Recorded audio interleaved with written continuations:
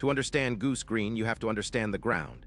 The Darwin Isthmus is a bottleneck, 1.5 miles wide at its narrowest, 4 miles long, treeless, soaked in peat, sloping gently uphill toward the Argentine positions.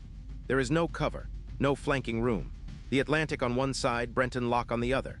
Any force attacking south down that isthmus is funneled into a kill zone the defenders have had 6 weeks to prepare. The Argentine commander was Lieutenant Colonel Italo Piaghi of the 12th Infantry Regiment. Under him, Task Force Mercedes, roughly 1,200 to 1,500 men, a mix of the 12th Regiment, elements of the 25th Infantry Regiment, Air Force ground personnel from the Condor Air Base, and a battery of 105mm pack howitzers. They had dug an interlocking trench system across the narrowest part of the isthmus. They had registered every approach for artillery. They had 3 Pucara ground attack aircraft on the Goose Green airstrip, and they were sitting on high ground.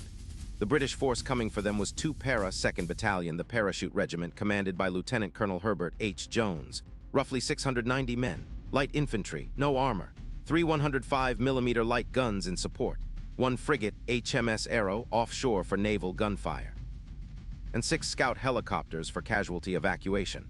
That was it. Jones was by every account a man on fire, 42 years old, uneducated, restless, profane, ferociously competitive. He had been at the Ministry of Defense when the war broke out and pulled every string he had to get back to a fighting battalion. He believed, privately, intensely, that this was the moment that would define his life. And then, 2 days before the attack, the BBC World Service broadcast the operation. The Argentines knew 2 Para was coming. The strategic situation before the first round was fired could not have been worse. Here is what the history books leave out. Jones did not want a daylight battle. The plan was a 6-phase silent night attack, jumping off at 0200 hours on the 28th. Move in darkness, take the northern positions before dawn, push through to Darwin Hill by first light, then Goose Green by midday. Clean, sequential, survivable. The plan disintegrated within 90 minutes. A company under Major Dare Farrar Hockley hit Argentine positions at Burnside House and cleared them, but the noise alerted the entire defensive belt.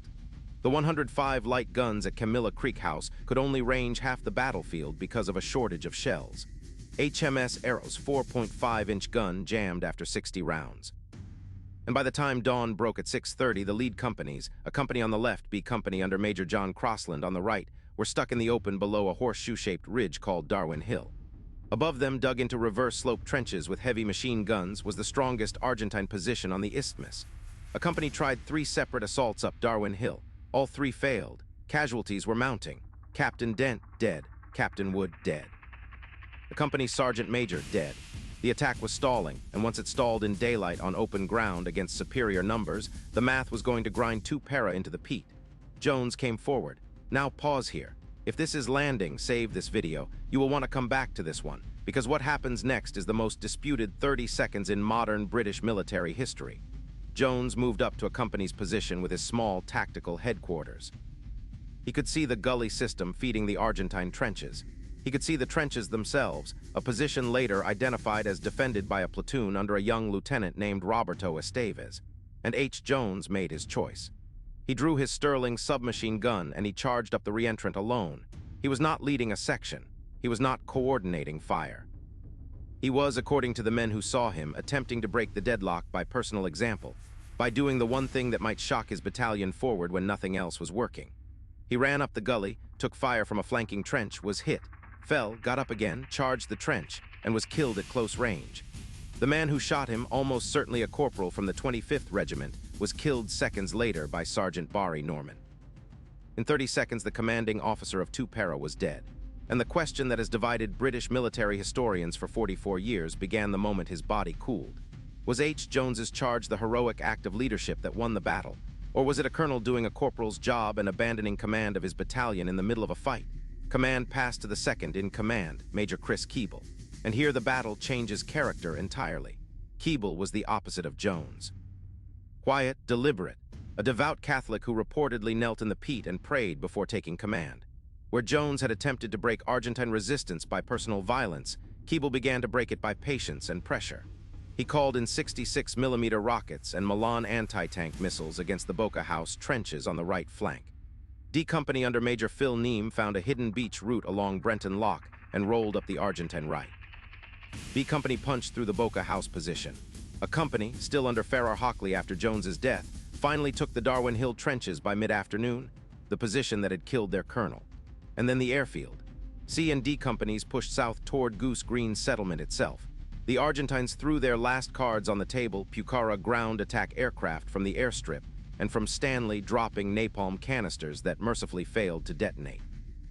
Pucara strafed the British advance and was shot down by a blowpipe missile. A second was downed by small arms fire, possibly the only confirmed aircraft kill by infantry rifles in the entire war. The Argentine artillery, the 105 pack howitzers, was overrun. By nightfall on the 28th, two para had pushed Task Force Merceds back into the Goose Green settlement itself, where 114 British civilians were being held in the community hall. This is the moment the battle should have continued into a brutal house-to-house grind. Instead, Keeble did something extraordinary. He released two Argentine prisoners, a sergeant and a private, and sent them back into Goose Green with a message for Pyagi. It said, in essence, "Surrender with full military honors at first light, or I will level this settlement with naval gunfire, artillery, and Harriers, and you will be responsible for the deaths of every civilian inside it." Keeble did not have Harriers on call. The naval gunfire frigate was gone. The artillery was almost out of shells.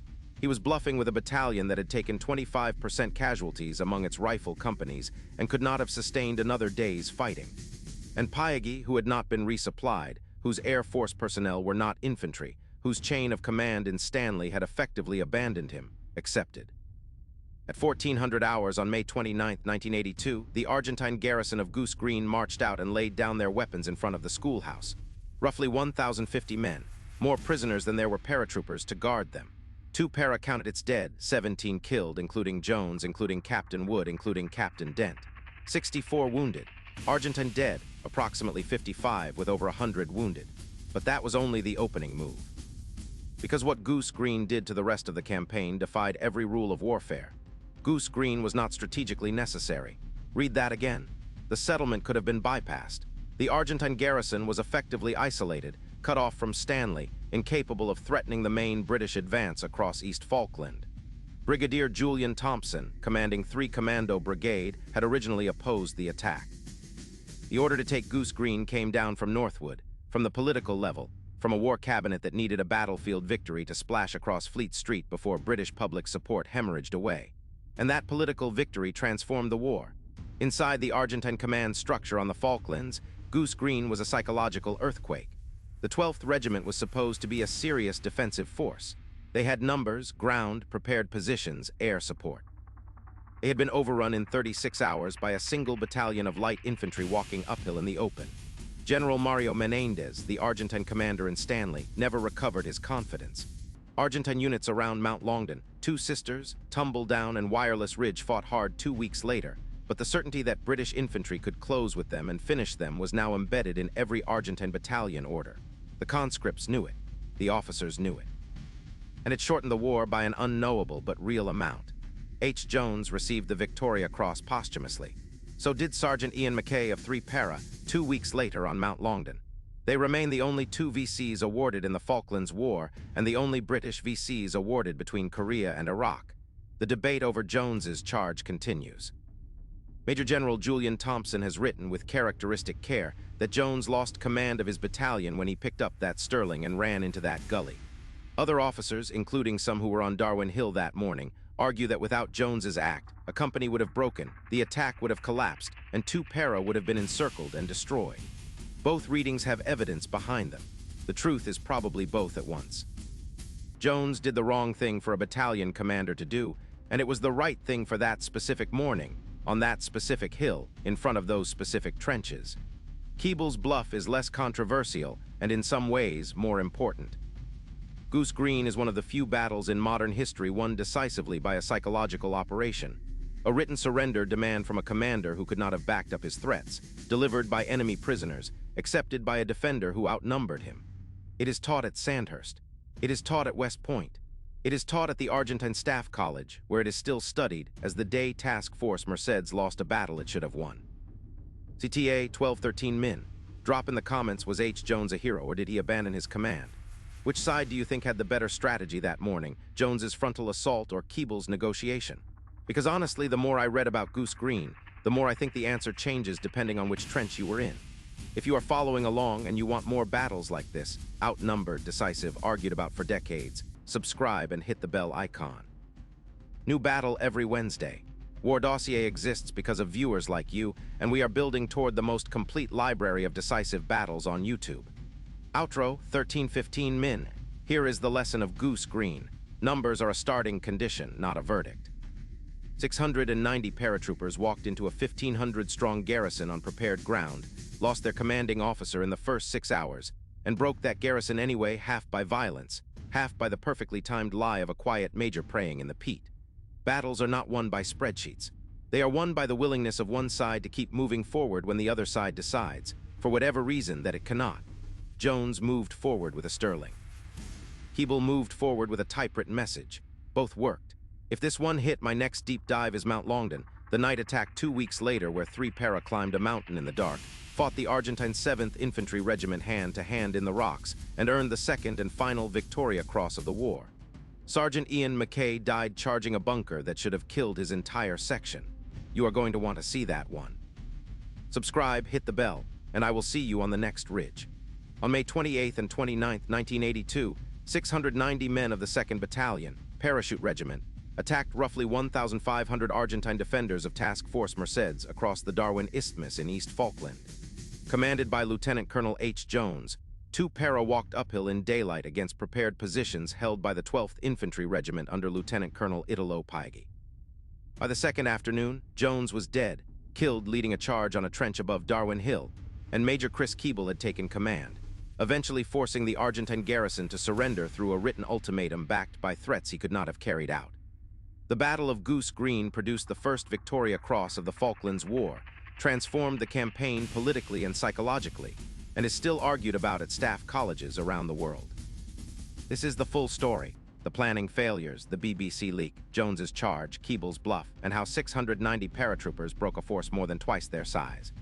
00, 00, the choice 00, 45 the Isthmus 03, 00 Jones's charge 06, 00 Keeble's bluff 09, 00 what Goose Green broke 12, 00 subscribe 13, 00 the legacy.